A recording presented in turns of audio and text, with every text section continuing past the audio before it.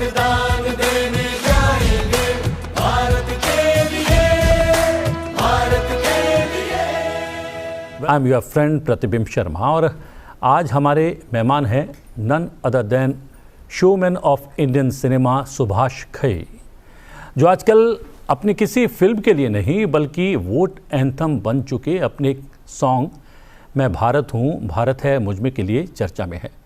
हमें इस बात की बहुत प्रसन्नता है कि हमारा लिखा हुआ और म्यूजिक कंपोज हुआ जो गीत हैं, मैं भारत हूँ भारत है मुझ में, मैं ताकत हूँ ताकत है मुझ में, जो कि हमारे भारतवासियों को, वोटर्स को इंस्पायर करने के लिए लिखा गया कि वो अपने देश के लिए, अपने भारत के लिए वोट देने जरूर जाएं और इस वोट की महत्ता क्या है इस चीज को समझें जरूर। तो जब मुझे इलेक्शन कमीशन की तरफ से फोन आया, उन्हें संदेशा दिया कि सुभाष जी हम चाहते हैं कि आप अपने जो फिल्म स्कूल है व्हिस्लिंग वुड्स इंटरनेशनल, वहाँ के म्यूजिक स्कूल के बच्चों के साथ अगर कुछ ऐसा गीत बना सकें जो हमारे भारतवासियों को इंस्पायर करें निष्पक्ष तरीके से वोट देने के लिए, तो हम बड़े खुश होंगे।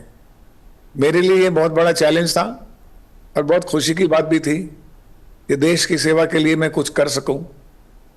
तो मैंने फिर ये गीत लिखा। दूसरे दिन ये लिखा कि मैं भारत हूँ भारत है मुझ में, मैं ताकत हूँ ताकत है मुझ में, हम भारत के नतमस्तक हैं, हम योद्धा के बल हस्तक हैं, हम भारत भाग्य विधाता हैं, हम भारत के मतदाता हैं। अब ये सोचिए कि आज हमारी क्या ताकत है।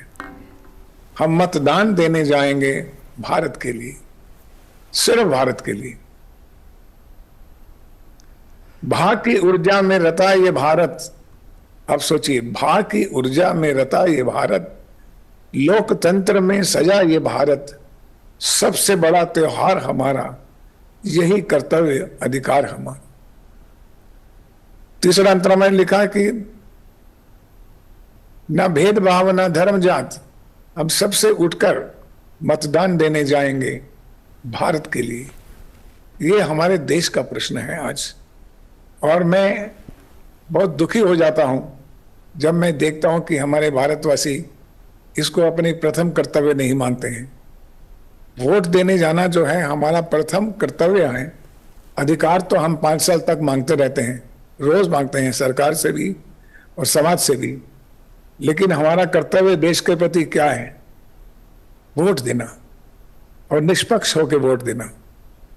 आप छोटी छोटी बातों के ऊपर, छोटे छोटे इश्यूज के ऊपर प्रभावित ना होकर पूरे देश के, पूरे देश के लिए क्या अच्छा है, कौन अच्छा कर सकता है, ये वोट का अधिकार आपको है जी। और ये अधिकार भी है और ये कर्तव्य भी है। मुझे खुशी हुई कि हमारे व्हिस्लिंग वुड्स के म्यूजिक स्कूल के सिंगर्स ने, और सबसे इम्पोर्टेंट चीज कि मैंने भारत के सभी सिंगर्स को चिट्ठी लिखी और रिक्वेस्ट किया कि आपको इस गाने में योगदान देना है। और मुझे यही खुशी नहीं कि खाली भारत के जो हिंदी सिनेमा के बहुत बड़े बड़े दिग्गज सिंगर्स थे, कविता कृष्णमूर्ति, अलका याग्निक, सोनू निगम, सुखविंदर सिंह, हरिहरन जी और बहुत से, उन्होंने ही भाग लिया, उन्होंने भी भाग लिया। लेकिन जब मैंने कहा कि मैं एक मल्टी लैंग्वेज, यानी कि मैं हर भाषा का मैं एक सम्मिश्रण करके एक गीत वर्षन बनाना चाहता हूं इसी को, तो सब ने अब बड़ी खुशी से, उड़िया से, तमिल से, तेलुगु से, गुजरात से, बिहार से, हर जगह से, कश्मीर से, सब सिंगर्स ने रिकॉर्ड करके मुझे भेजा। यहाँ आए और उन्होंने रिकॉर्ड किया। मैं उन्हीं सिंगर्स का बहुत बड़ा आभारी हूँ कि इस तरह का एक गीत जिसमें कि पूरे भारत के टॉप सिंगर्स उसमें अपनी अपनी भाषा में गा रहे हों, जिसका मतलब होगा कि मैं भारत हूँ, भारत है मुझ में, मैं ताकत हूँ, ताकत है मुझ में, मतदान देने जाएंगे भारत के लिए, सिर्फ भारत के लिए। सुभाष जी, आज ये जो- जी हाँ ये जी। आप पूरी आपने वर्णन कर दिया। मैं पूछने वाला था कि आखिरकार ये विचार कहाँ से आया, क्योंकि एक लंबी फहरिस्त है आपकी सफल फिल्मों की। कालीचरण, विश्वनाथ, कर्ज, हीरो, विधाता, एक के बाद एक नाम लिए जाएंगे लेकिन नाम ख़त्म नहीं होते हैं। इतनी हिट फिल्मों के बाद एक मतदान के प्रति रुझान बढ़ाने के लिए एक गीत लिखना, ये कहाँ से आई इतनी ताकत, और ये विचार कहाँ से उपजा आखिरकार? देखिए, मेरा जो व्यवसाय है, प्रोफेशन है, वो कहानी लिखना, गीत लिखना ही है। तो मैं कालीचरण से आज तक जितनी फिल्में बना चुका हूँ, कर्ज, विधाता, हीरो, कर्मा, राम लखन, सौदागर, खलनायक, परदेश, ताल, जितने भी फिल्में लिखी हैं उसका राइटर मैं ही रहा हूँ। लेकिन हमारे जो राइटर थे मेनली वो अनंत बख्शी थे। तब भी मैं उनको उतना ही प्रेरित करता था और उनसे सीखता था कि एक गीत की भावना को कैसे प्रदर्शित किया जा सकता है। और मैं कहूँगा कि जैसे मुझे याद है, देशभक्ति के लिए हमने कर्मा में गीत लिखा था, हर कर्म अपना करेंगे ए वतन तेरे लिए, दिल दिया है जहाँ भी देंगे ए वतन तेरे लिए। ये गीत अपने सबने सुना है। लेकिन ये भावना तभी आ सकती है जैसे हर भारतवासी में अपने देश के प्रति भावनाएं है और सच्ची भावना है, ये मैं समझता हूँ। कोई लॉयर बन के, कोई डॉक्टर बन के, कोई कार्यक्रम कर्ता बन के, कोई टेलीविजन में रह के, वो अपने अपने स्थान से अपने देश की भक्ति का जो है प्रकटीकरण करता है, प्रस्तुत करता है। तो मेरे हिस्से में ये है कि मैं गीत लिखूं, कहानियां लिखूं, फिल्में ऐसी बनाऊं जिसमें कि देशभक्ति प्रेरित हो। तो जब आप देशभक्ति का जिक्र कर रहे हैं सुभाष जी, आप जब देशभक्ति का जिक्र कर रहे हैं, आई लव माई इंडिया, वो गाना भी जो है उसने पूरी एक जनरेशन को अपील किया था। और एक गाना है जय हो, उसको ग्रैमी अवार्ड भी मिला था। और उस गाने को कंपोज करने वाले म्यूज़िक डायरेक्टर, उनका कहना था कि ये जय हो जो है, ये जो पंच दिया था वो आपने प्रदान किया था। क्या ये बात सही है? देखिए, क्या होता है कि जब मैं फिल्म ए.आर. रहमान साहब के साथ युवराज फिल्म बना रहा था, तो उस वक्त हम बहुत सी बातें चर्चा करते हैं जी। तो ये गीत कैसे होना चाहिए, ये गीत कैसे होना चाहिए, हम सिचुएशन डिस्कस करते हैं। तो उसके कभी कभी 2-3 ऑप्शन भी बनाते हैं कि गीत ऐसा भी हो सकता है, ऐसे भी हो सकता है।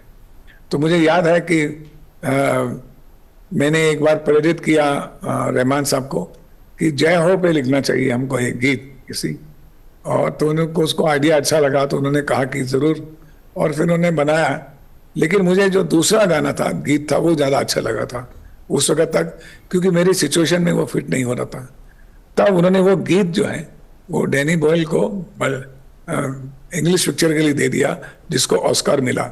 और मुझे खुशी हुई कि रहमान साहब ने सबसे पहले आके ऑस्कर मिलते ही शुक्रिया अदा किया मेरा। ये जय हो जो कॉन्सेप्ट था सुभाष जी का था।